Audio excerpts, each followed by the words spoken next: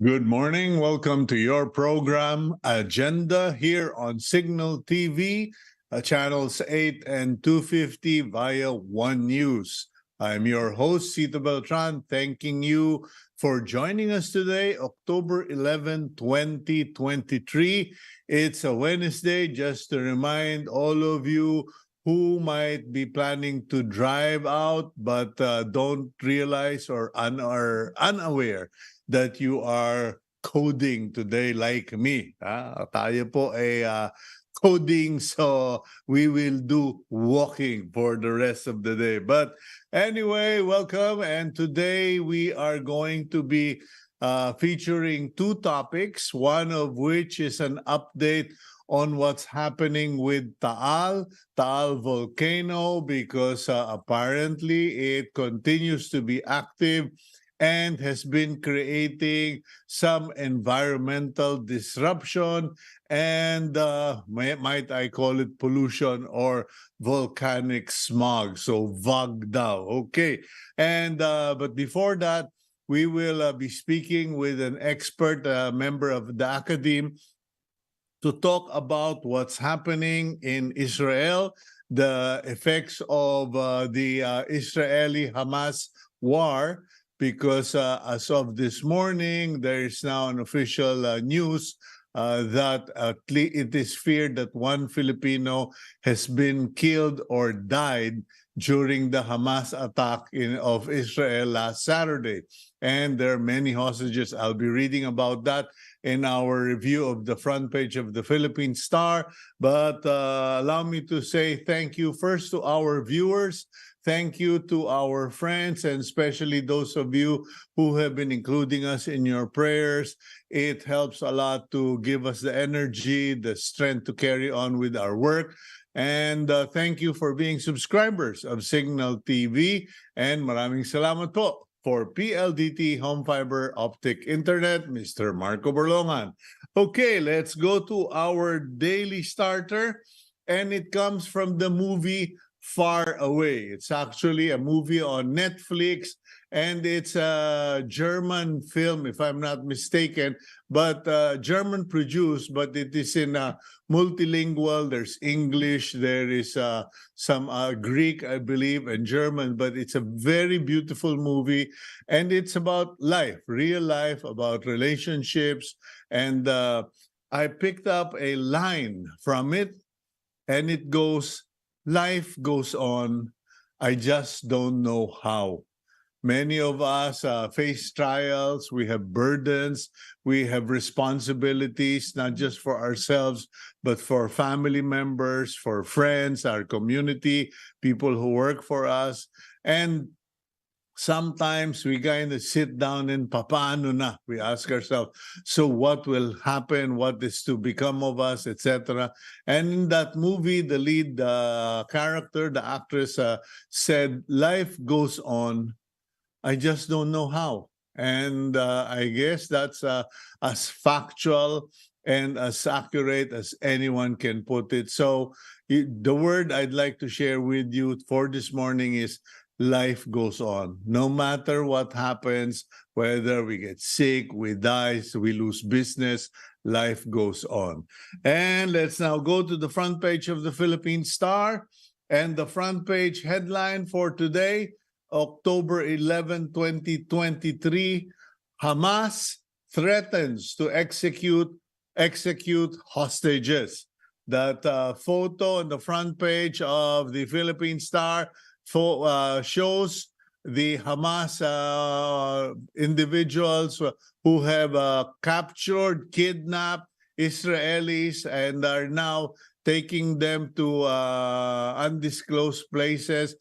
And they have threatened to kill one hostage every time one bomb hits a house in their area in Gaza, without any warning. So parang magbusina muna kaya, pagbobombahin nyo kami, kung hindi, patayin namin ang hostage namin. And that small photo to the upper left corner, you will see how innovative these terrorists have become.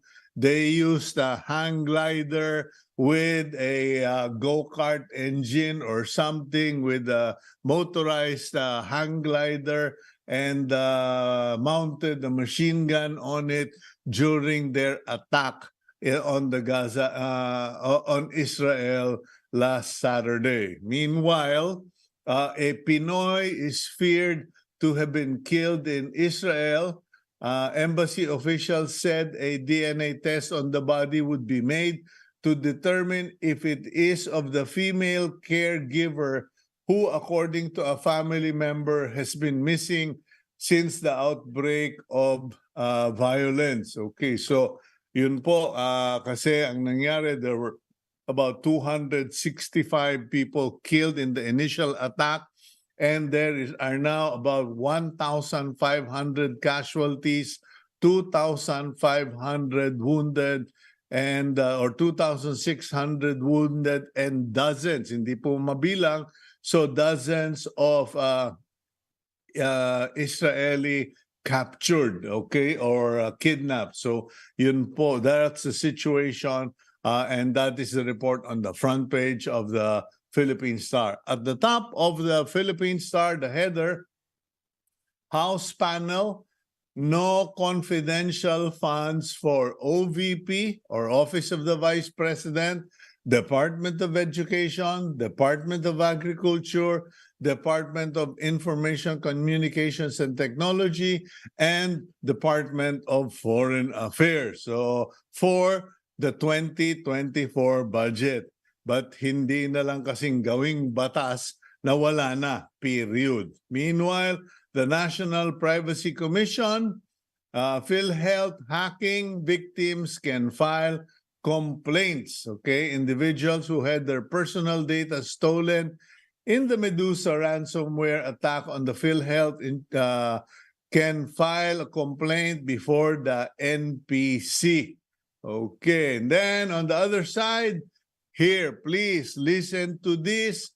COVID cases, okay? COVID cases on the rise. Department of Health. Sinasabi ko na po yan last week pa. The average number of daily COVID-19 cases in the country continues to go up according to the Department of Health. The latest COVID-19 bulletin issued by the DOH yesterday showed an average of 181 cases daily for the period of October 2 to 8. Okay, this is 3% higher than cases reported from September 25 to October 1. So, in the last week, 181 po ang nagkakasakit ng COVID araw-araw. So please, let's all get back to wearing our masks, and I have to confess kung minsan pati ako nakakalimot, lalo na pag masarap ang ulam sa sa kainan. Meanwhile, AFP chief denies Navy ship driven away by China. Reports that China Coast Guard was able to force or drive away a Philippine Navy vessel to leave Panatag or Scarborough Shoal in the West Philippine Sea are untrue and nothing but mere propaganda originating from Beijing, according to AFP chief Romeo Browner yesterday. Daan na lang natin sa basketball, okay? Talunin niyo muna kami sa basketball. Meanwhile, to DOTR, postpone jeepney phase out. Eto na naman po tayo, press release.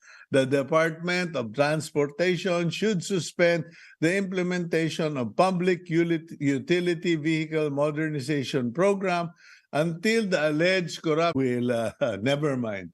No editorial, but naku po, every time na lang na may ganyan, lagi na lang may comment. Okay, Kapre, hindi pala Kapre, pa-effect pala.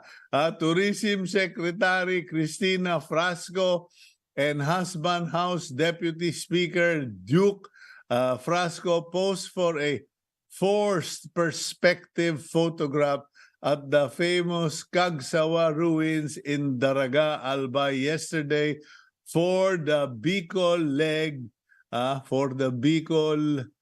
leg of the Department of Tourism's Philippine Experience Program, a heritage, culture, and arts caravan that seeks to give opportunities for tourists to visit not only key travel destinations but also lesser-known destinations. Okay, Secretary Frasco, kausapin mo muna yung DPWH to fix the connecting road between Bicol and Quezon because even Filipinos are complaining how horrible the road is. Meanwhile, last but not the least, flower prices seem to go up. Yung mga manliligaw, okay, o pupunta sa Puntod on November 1.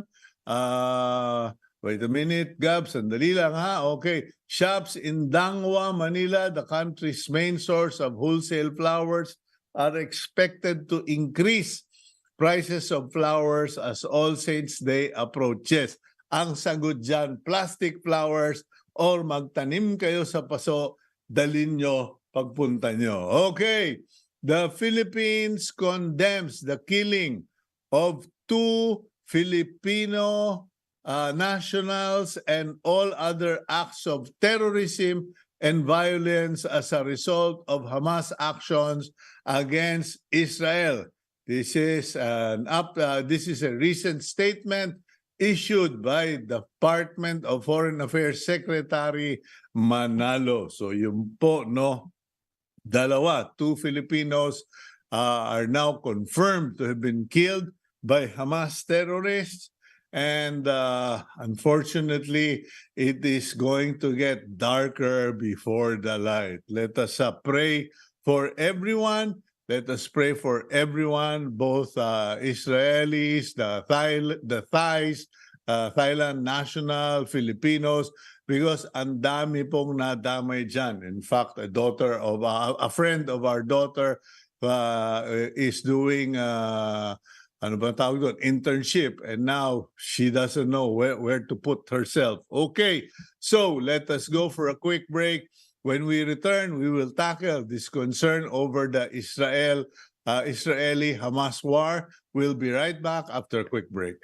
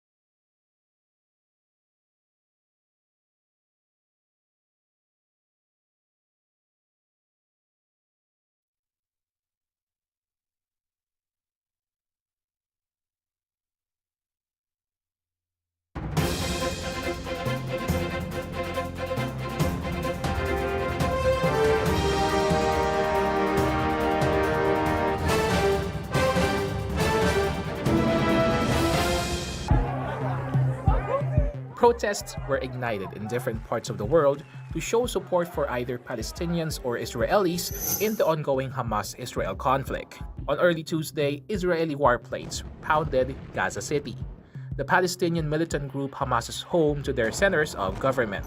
Meanwhile, Hamas militants continue to capture and kill Israelis like these people attending in a music festival. This recent bloody war has been rooted in decades of conflict between Israel and Gaza Strip. The war's death toll already rose to over 1,700 on both sides, but neither of them are backing down. Israel Prime Minister Benjamin Netanyahu vowed retaliation against Hamas that would reverberate for generations. Hamas, meanwhile, pledged to kill more captured Israelis if Israel continues to strike targeted civilians without warning. What is the impact of the ongoing conflict to the Marcos administration and the Filipinos? Let's discuss this on today's agenda. Renato de Castro is a full professor at the De La Salle University's Department of International Studies. He is also the convener on national security and a member of Board of Trustees at this chat-based ADR Institute. De Castro was a Fulbright scholar who earned his doctorate degree in political science from the University of South Carolina. He has already written and published over 70 articles on international relations and security. Good morning, Professor De Castro. Welcome back to your program agenda. Good morning, Cito. How are you doing? I'm fine. I hope you are doing likewise. I understand kayo rin ay nahahack din pala kayo dyan sa university. Yes. Yes. Kaya baksak yung system ngayon dito. But of course, hindi lang actually sa LaSalle. There are other, even government agencies, like of course the Department of Health and other government agencies. Okay, so let's get to our topic for this morning. For the longest time, the world was taking the Israeli-Palestinian conflict as, you know, a regular, normal occurrence among unhappy neighbors. But recently, the turn of events has made the conflict global, particularly for Asian nations such as the Philippines and Thailand, because our nationals have been either kidnapped or killed. What is your take on this? Why has Hamas turned to, you know, shooting non-combatants, kidnapping non-combatants? This is you know, the departure from the regular form of operation. No, actually, it's not nothing new. They've been doing it in terms of bombings. They would attack civilians. That's the basic essence of terrorism or terrorists. No, but in this case, generally, in this case, they're already grabbing, even because, you know, you can tell the difference between an Israeli and an Asian. And apparently, they're no longer making distinction. couldn't care less. Yeah, they couldn't care less. This is a tactic of the terrorists. The more innocent, uninvolved the victim is, the better for them. Because this is the essence of terror. It's a psychological attack. Basically, the terrorists, you know, if I attack, of course, Israel, I'm sending the message that anybody in Israel is a fair game. Mm-hmm. So this is what you call the terrorist tactic or the effect of what you call randomization. Anyone could be a victim. So watch out, you know, because you might be the next target. So this is actually part of their game plan. And of course, what is very interesting here is the degree of, you know, planning, logistics that they have, which could be credited, of course, to the resilience of Hamas. And of course, some are saying the failure of Israeli intelligence. I call it the limits of intelligence. You simply could not determine everything that, let's say, a terrorist network would be planning, because they would not use cell phones. They would not use the internet. They would basically use something that is simply, you know, mouth-to-mouth use of courier, just like what Al-Qaeda did when they were planning the attack, you know, in the United States on 9/11. So, and there's also another dimension here, which we can discuss later. What is new and what is, of course, totally different in this recent attack. Okay, let's call it totally. Let's start with totally different. The fact that they broke through the barricades, targeted a music festival, a dance festival, killed 265 civilians, and apparently, this is well planned, and it was really violent and brutal. Now, this is face to face. This is in your face, in your house kind of operation. Where, what? I don't even know how to ask the question. Parang, it's like, what drove them to this point? Is this really a last stand? Is this, we want to show you you're weak? No, there's already indications. When this thing first happened, I was kind of surprised. Because it seems to be that you will have a stabilization in the international relations in the Middle East. But I would have to emphasize this: I'm not a specialist on the Middle East. Okay. My focus in the last few years, of course, been the Indo-Pacific, South China Sea. But every now and then, of course, I get interested with this.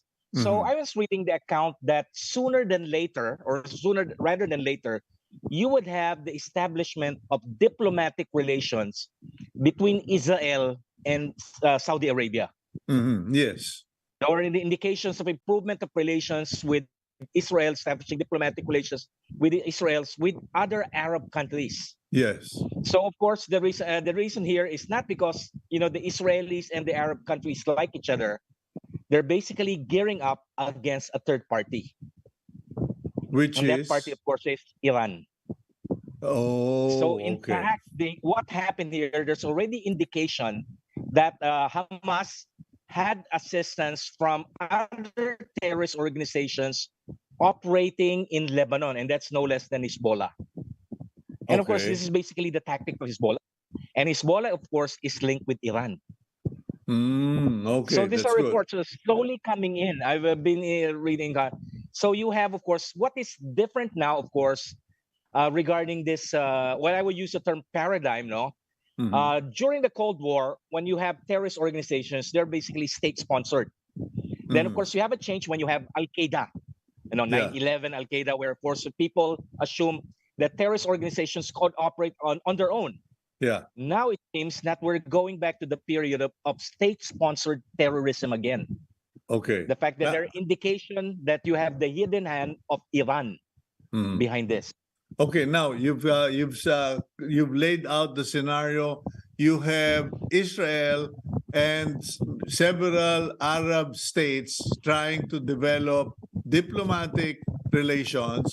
You have a third party who does not want that, has publicly stated that they're against any relationships with with Israel. So now the terrorist groups, there are indications that they may have gotten support from Iran. Then of course, that is all, claims or speculative until somebody really... In this realm, you can just simply speculate. There's no smoking gun evidence because terrorist organizations operate in the what we call within the shadows. Okay, so, but here's what concerns me. There are a few things that bringing it all home.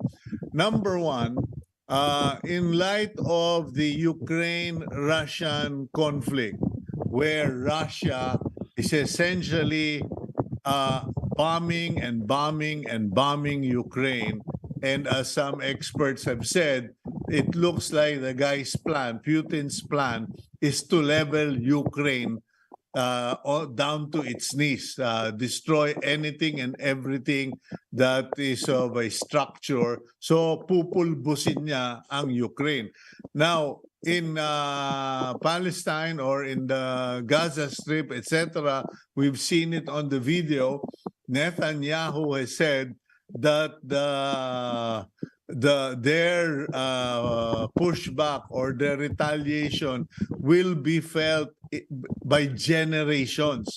So is it safe to say that there is a possibility that because of the degree of slaughter that the Israelis experience and their humiliation or embarrassment from this surprise attack, that they will level that area down to the ground?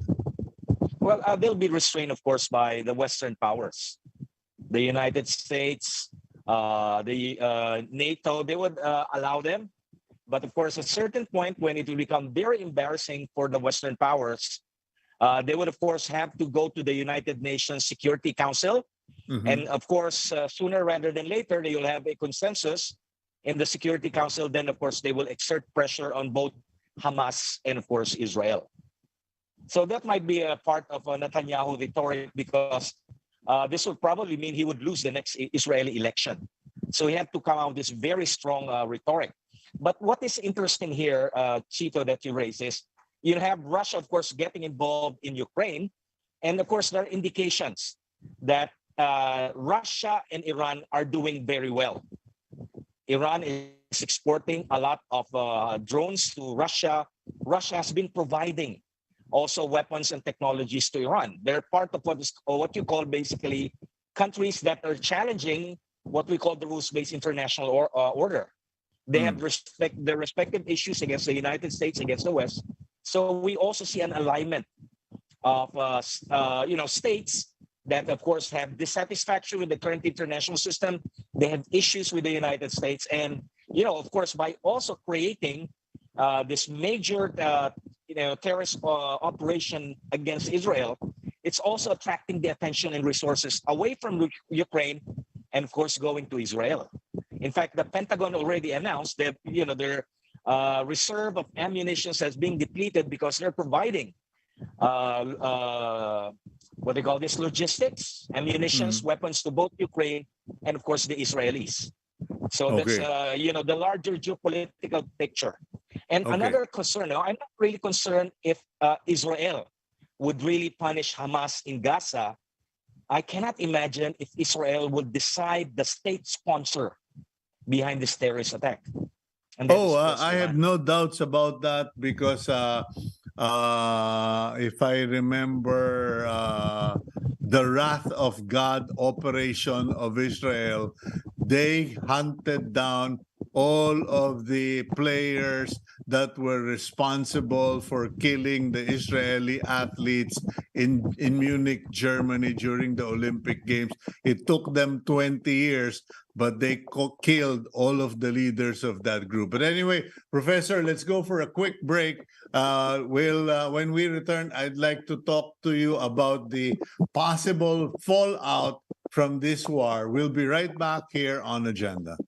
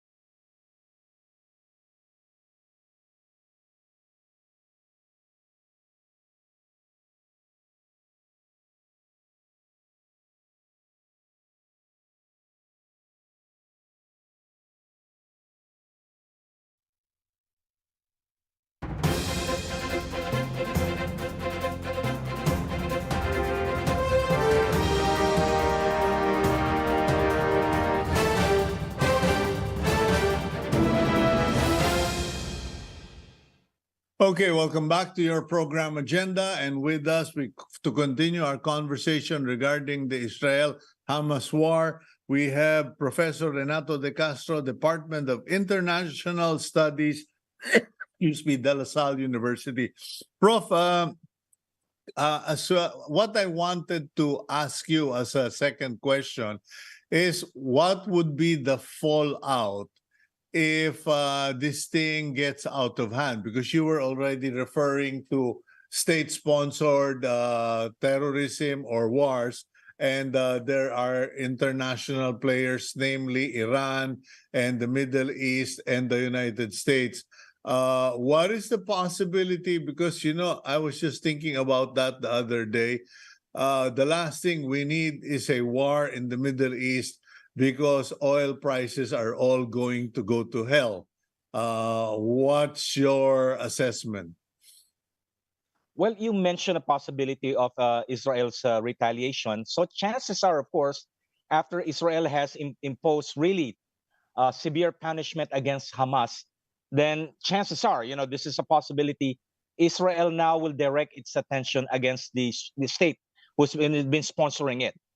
Also, of course, another terrorist organization based in Lebanon, and that's, of course, clearly supported by Iran, and that is Hezbollah. Hezbollah is also a very prominent, insurgent terrorist organization there. It has its base. Probably that will be targeted by Israel. And again, there's also a possibility that, sooner than later, Israel will target Iran. And what will be the main target against Iran? Iran's nuclear weapons program. And, I suspect now the Arab countries would simply sit there, watch everything, while they see their main, main two protagonists, Israel and, of course, Iran, slugging it out in the Middle East. I hope this will not happen. But, it's really a very delicate situation there in the Middle East. Okay, you once in a while catch up on the developments in the Middle East. I have a inclination of watching all of the documentaries regarding Israeli operations, politics, etc. What is to stop Netanyahu from leveling the Gaza Strip or every square mile of land next to their walls or their border? Para matapos na lang ito, pulbusin na natin lahat ng mga building, bahay right across our border. So what is to stop Netanyahu from doing that? Because, this is an unusual case. It is not killing 10 athletes in a bus. It is not just, killing one or two diplomats or members of the Israeli military. 1,000 plus people have been killed. 1,700 have been killed. So parang reading Netanyahu, that guy means business. It's the United States. Once it becomes very embarrassing to the United States and the West, then, of course, they will both the U.S., France, and Great Britain would go to the United Nations Security Council. Then they would convene the Security Council. Then you'll have the Security Council coming out with the resolution, basically telling Hamas and Israel for a ceasefire. And probably, of course, grudgingly, both sides would accept that ceasefire. Then sooner or later, I guess, Israel would turn. Yeah, Yes. but that assessment, Professor Renato, it's based on the standard practice, where they only killed less than your 10 fingers. But ito, 1,007, this is going to be a bloodbath. The payback. It will take longer. It will be. It will take longer. Yeah, but what if Israel the time? Yeah, but what if Netanyahu, just loses it and says, level it? Can anybody really stop them? Nobody stopped them. Nobody. But of course, we're still in a globalized world. Netanyahu will also have taken into account the public opinion in the Arab world. Now, of course, that Israel and, of course, Saudi Arabia are in a verge of a rapprochement, a major diplomatic breakthrough. So that's another Yeah. factor that Netanyahu would also have to take. What will be the public opinion in the Mhm. major Arab countries? Okay, what about for So the he'll have, Philippines? What about for the Philippines? I mean, you know, we are strongly allied with Israel, but we yes, have a very big Islamic community down south. It's going to be being caught between a rock and a hard place for the Philippine government. What should their position be? I think we have already come out in a position, in a way, not totally supporting Israel, but condemning the action of Hamas. We have a Mhm. very close, not only diplomatic, but interestingly, a close military relation with Israel. Yeah. If you have, the armed forces of the Philippines is modernizing, and a lot of the weapon system, advanced weapon system that we have acquired, especially for the army and the navy, came from Israel. Mhm. Okay, And so we have this long historic ties with Israel, yeah. very long historic ties. It's the Philippine vote in the United Nations General Assembly that broke the tie in Mhm. terms of partition, and of course this way back in 1947. So we have that long ties with Israel. Okay, and so what happens if Netanyahu says, "This is our problem, none of your business"? What will be the impact to Asia and the Philippines?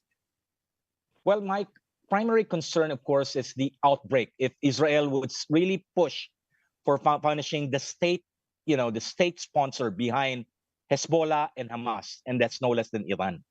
Yeah, So but that would really trigger a major conflict. okay, in real terms, does Iran have the capacity to wage a war with Israel? They have. They have been gearing up. The price of oil has basically increased in the dramatic increase in the price of oil has, of course, boost their economy. Plus, they're getting a lot of weapons and technology from Russia Mhm. because of a sort of a alignment of Russian, Iranian, and even Chinese interests Yeah, but when to it comes, of counter course, to challenge. counter to counter Iran, there is also Biden and the U.S. who have no love lost for Iran and who have actually been, attacking them at least for now, diplomatically, verbally. Joseph Biden has gone after Iran. Yeah, that's again, that's a point. That's one incentive for Israel to really punish that state behind this, this allegedly behind this terrorist attack. So that gives Mhm. Netanyahu more ammunitions to basically when he would decide to shift his attention from punishing Hamas, then shifting, of course, into dealing with external actors that had basically helped Hamas in terms of the planning, the logistics, the intelligence, and that is, of course, Hezbollah, then later on, of course, Iran.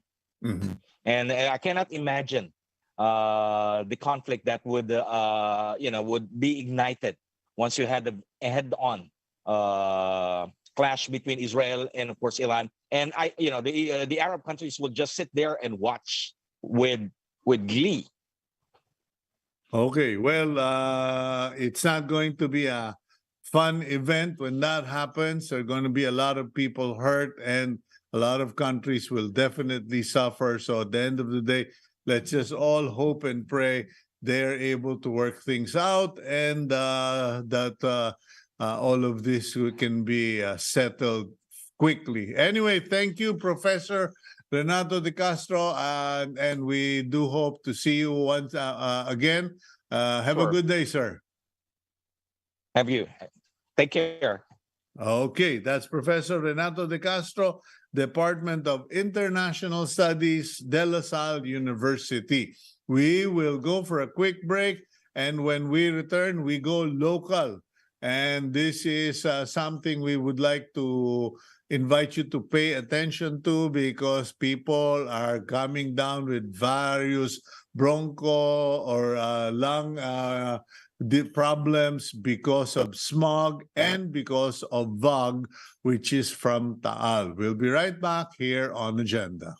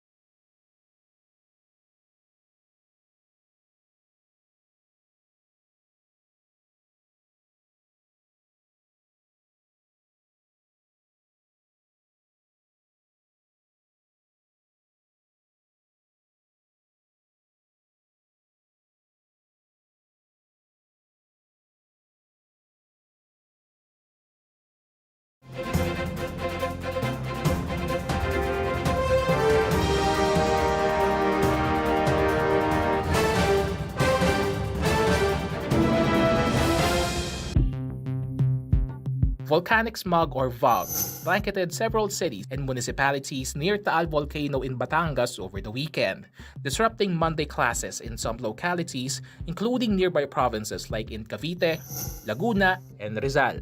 Residents in areas affected by the VOG were advised to stay indoors, keep windows and doors closed, wear face masks, and stay hydrated.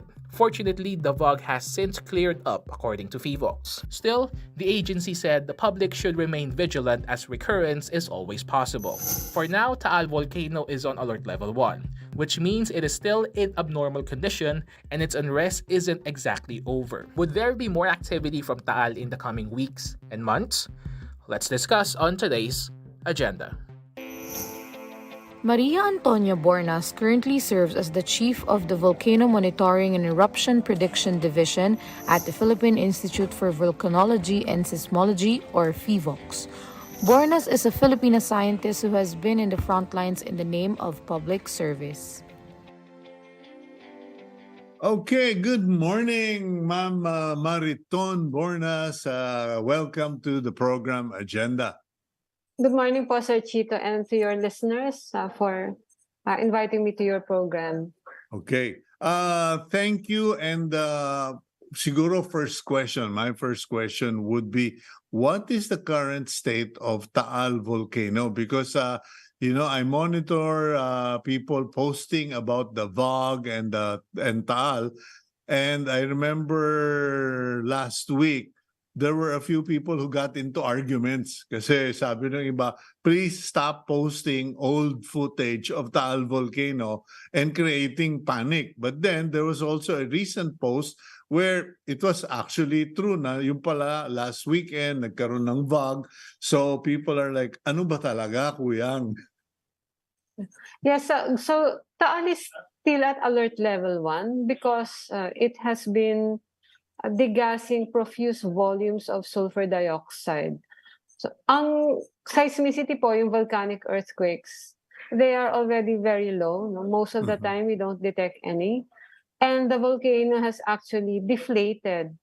So, wala pong pressurization, hindi po siya namamaga. No? It's not swelling. But volcanic SO2 emission has been high since March 2021. In fact, we've had record levels of volcanic sulfur degassing in 2021 that reached 25,400 plus tons per day in October of 2021. And this very high levels of sulfur dioxide emission has been cycling in increasing and decreasing trends from then on until now. No? So, but we see that the cycle is actually decreasing, yung values po niya. But we get peaks. For example, for 2023, we've been having an average of around, we've been having SO2 emissions between 1,000 to 5,000 tons per day. We've had a high of 4,500 plus last 21 September. And the latest flux that we've had, that we've measured, was last October 6 at 2,800 plus tons per day. So these are very low values compared to 2021. But still, we see a volcanic smog or VOG formation because there are so many factors that lead to the formation of VOG over Taal. It's not just the SO2 emission. We need to have very low wind speeds, which promote the accumulation of sulfur dioxide over the caldera, over the lake, instead of it getting blown off from the volcano. It stays there, the volcanic SO2. We need to have enough humidity over the area, because if it's too hot, then sulfur dioxide actually just escapes to the atmosphere, and it doesn't combine with water vapor molecules in the air to form aerosol. So we need to have enough humidity, and then we need to have sunlight as well in order to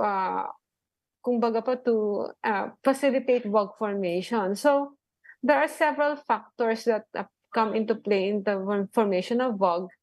And so even though right now we're having very low comparably low SO2 emissions from Taal compared to nung 2021 po, nasa 10,000, 18,000, 25,000 tons per day. Ngayon po, Yeah. nasa almost 3,000 tons per day lang. We still get VOG over Taal. And I keep on highlighting to people that our mga kababayan po natin are Batanggenyos, Caviteños, mga taga Laguna who are living around Taal Volcano since 2021 pa po, March 2021 pa sila exposed to very high levels of sulfur dioxide. Okay, so a lot of people who go to Batangas, for instance, like myself, we were saying, umulan na, it's raining, so it's okay. It's all going to be washed away. Wish ko lang ba yun? Wish ko lang? Or, Di po, tama po yun. It's right. Because sulfur SO2 is dissolvable in water. So every time it rains, that actually helps to flush out the aerosol from the atmosphere. But then again, you get acid rain. But you know that there are areas around Taal Volcano that are also very, very, that you commonly get fog as well. Especially po dyan sa Tagaytay area, we have a lot of fog over the ridge. yeah. Most of the time. So that needs to be clarified. No? Kung hindi naman po nakakaramdam ang mga tao, if people do not feel their eyes smarting, they don't smell anything, their throats No are not irritation. no irritation at all, then that's probably just fog. Okay, now what about, you mentioned something about acid rain because people were also concerned about that. Okay, so VOG, hindi yan araw-araw. It's just a perfect storm where all the requirements happen and it creates a fog-like situation. But the difference is you will taste it or feel it in your eyes or in your throat. So, iba yun. But what about acid rain?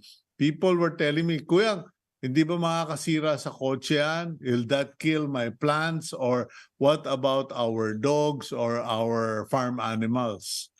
Tama po yan, no? So acid rain actually can corrode surfaces and may cause some damages, but they are actually more, they have more impact on agricultural land. In 2021, nung kasagsagan po at the height of the sulfur dioxide emissions, this was the time of the pandemic na, so we were very much in close coordination with the provincial governments of Batangas, Cavite, but there were lockdowns at that time, but we were getting reports of acid rain damaging several crops, yung mga plants around the area. So talaga pong nagkakaroon po ng mga damages. No?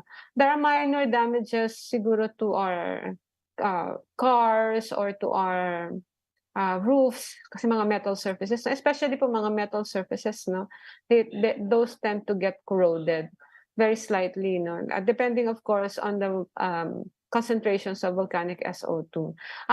Just to mention po, no, because you mentioned a while ago that there were a lot of fake news, no, so tama po yan, there were a lot of old photos and even footages of both the July 1, 2021 eruption and also eruptions, the minor phreatomagmatic eruptions of Taal in March 2022 that were circulating online and being surveyed as yung current conditions of Taal. We had several organizations fact-check with us and we've sent them clarification emails and even footages of those eruptions, just to clarify that these were previous eruptions and not happening today. Okay, does your office provide, or is there a link or website that ordinary citizens can go to without having to bring a thesaurus or a Google Translate. Kasi mayroong mga wala bang pwedeng pagtanungan para sure tayo na kung mayroong VAG, kung may activity, eruption. Because I think the common complaint is they can't understand the scientific terms. Opo. We normally put out a lot of explanations po. May mga infographics explanations po tayo sa social media. And then in our website, we have a glossary of, I think, volcanological and seismological terms. But these are actually getting all updated right now through a project of PHIVOLCS and being led by communications and social scientists in our division. It takes some process because the community has to have input into describing these terms in ways that they can understand. So there is a lot of that going on. Okay, I guess a big question right now is for how long are we going to be in this now you see it, now you don't VAG situation and Taal restiveness issue? Kasi people were saying that akala ba namin tapos na yung Taal na yan? You know, it had already erupted, should have been over. Why does it keep coming? How long is this going to be the case for many of us? Okay, so yung eruptions po ng Taal has already ceased last year, no? So we've not had any more recent eruptions. And as I said, kanina po, as I mentioned earlier, the volcanic earthquake, the seismic conditions, and the volcano itself is unswelled also. It has deflated significantly. So we do not see any prospect of it having minor eruptions or even major eruptions in the next few years. But in the next, hindi po tayo dapat pala magsalita ng tapos, in the next few months. But Taal has been spewing out very large volumes of volcanic SO2 since March 2021. And again, hindi po yan nawawala, no? So, in Taals, in cycles po meron since 2021. So, it's going up, it's going down, it's going up, it's going down. The peaks are decreasing in general, but there is a cycle of this since 2021. And this is unprecedented in Taal's behavior. We have not come across any documentation of the volcano doing this after an eruption. So we don't have anything to go by except maybe an analogy with another similar volcano. In Japan, for example, in 2000, the volcano named Miyakijima, the volcano is actually named Oyama, Mount Oyama, erupted. And after its eruption, it spewed out volcanic sulfur dioxide for 5 years. Wow. So for 5 years po, in the same exact trend, well, not exactly, but in almost similar trend as Taal. But the difference, the major difference is Miyakijima Island was evacuated the entire time. Okay, so in other words, this is a unique, well, almost unique situation, unique in the Philippines. You've never observed it in other volcanoes. And yung tinatanong ko kanina was actually more for the sulfur emissions. So no more eruptions. The volcano itself has deflated. So tiis na lang tayo until masaya na ulit si Taal. Marami naman po. There are so many coping mechanisms and mitigation measures that have been undertaken by the local government since Taal went into unrest in March 2021. Yeah, so but we po. should be careful of our health more than anything, health and safety. Okay. Ma'am Mariton, thank you very much. I don't know if I should call you doctor, professor. Hindi pa po. Okay. But thank you very much for your time. Maraming salamat kasi at least malaman ng tao na kakaiba ho talaga ito at kumisan katulad sa Japan, inaabot ng 5 years. Dito hindi pa natin alam. But thank you and more power to PHIVOLCS. Maraming salamat po. Ingat po tayong lahat. Let's take care. Okay, let's now go to our, thank you very much. Let's now go to our closing blessing. here on agenda. And Gab, if you would, it comes from the second book of Samuel, chapter 22, verse 7. In my distress, I called to the Lord. I called out to my God. From his temple, he heard my voice. My cry came to his ears.